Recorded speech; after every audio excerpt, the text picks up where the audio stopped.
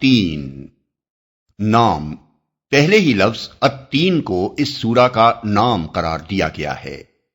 زمانہ نزول، قتادہ کہتے ہیں کہ یہ سورہ مدنی ہے۔ ابن عباس رضی اللہ عنہ سے دو قول منقول ہیں، ایک یہ کہ یہ مکی ہے اور دوسرا یہ کہ مدنی ہے، لیکن جمہور علماء اسے مکی ہی قرار دیتے ہیں، اور اس کے مکی ہونے کی کھلی ہوئی علامت یہ ہے کہ اس میں شہر مکہ کے لیے ھذا البلد الامین، یہ پرامن شہر کے الفاظ استعمال کیے گئے ہیں۔ ظاہر ہے کہ اگر اس کا نزول مدینے میں ہوا ہوتا تو مکہ کے لیے یہ شہر کہنا صحیح نہیں ہو سکتا تھا۔ علاوہ بری سورت کے مضمون پر غور کرنے سے محسوس ہوتا ہے کہ یہ مکہ معظمہ کے بھی ابتدائی دور کی نازل شدہ سورتوں میں سے ہے، کیونکہ اس میں کوئی نشان اس امر کا نہیں پایا جاتا کہ اس کے نزول کے وقت کفر و اسلام کی کشمکش برپا ہو چکی تھی،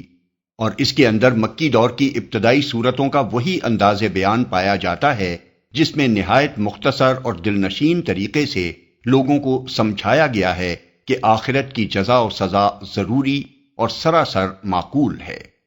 موضوع اور مضمون، اس کا موضوع ہے جزا و سزا کا اثبات۔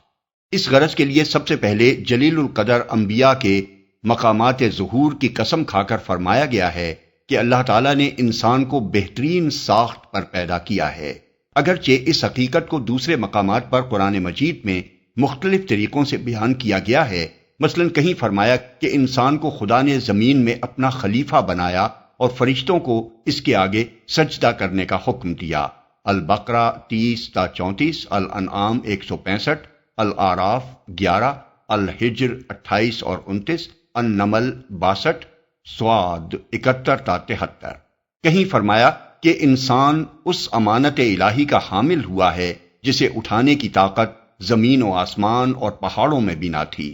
الاحزاب 72۔ کہیں فرمایا کہ ہم نے بنی آدم کو عزت بخشی اور اپنی بہت سی مخلوقات پر فضیلت عطا کی۔ بنی اسرائیل 70۔ لیکن یہاں خاص طور پر انبیاء کے مقامات ظہور کی قسم کھا کر یہ فرمانا کہ انسان کو بہترین ساخت پر پیدا کیا گیا ہے، یہ معنی رکھتا ہے کہ نوع انسانی کو اتنی بہتر ساخت عطا کی گئی کہ اس کے اندر نبوت جیسے بلند ترین منصب کے حامل لوگ پیدا ہوئے، جس سے اونچا منصب خدا کی کسی دوسری مخلوق کو نصیب نہیں ہوا۔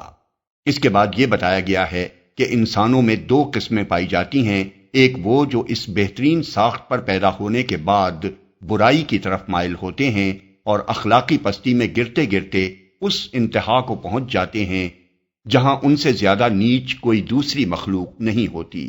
دوسرے وہ جو ایمان و عمل صالح کا راستہ اختیار کر کے اس گراوٹ سے بچ جاتے ہیں اور اس مقام بلند پر قائم رہتے ہیں جو ان کے بہترین ساخت پر پیدا ہونے کا لازمی تقاضا ہے۔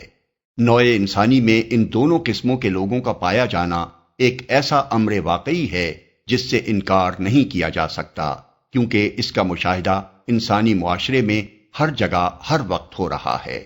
آخر میں اس امر واقعی سے یہ استدلال کیا گیا ہے کہ جب انسانوں میں یہ دو الگ الگ اور ایک دوسرے سے قطعی مختلف قسمیں پائی جاتی ہیں تو پھر جزائے اعمال کا کیسے انکار کیا جا سکتا ہے؟ اگر پستی میں گرنے والوں کو کوئی سزا اور بلندی پر چڑھنے والوں کو کوئی اجر نہ ملے اور انجام کار دونوں کا یکساں ہو تو اس کے معنی یہ ہیں کہ خدا کی خدائی میں کوئی انصاف نہیں ہے، حالانکہ انسانی فطرت اور انسان کی عقل عام یہ تقاضا کرتی ہے کہ جو شخص بھی حاکم ہو وہ انصاف کرے۔